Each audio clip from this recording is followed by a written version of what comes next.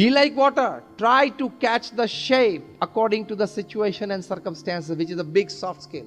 Exam to excellence માં સંજોગો પરિસ્થિતિ જે નિર્માણ થાય ને એ જોવાનું કે હું ચેન્જ કરી શકું છું તો ચેન્જ કરી લેવાનું to suit you.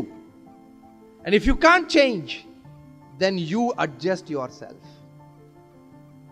Adjustments, acceptance and compromise is part of life. AAC. Adjustments, acceptance and compromise is part of life.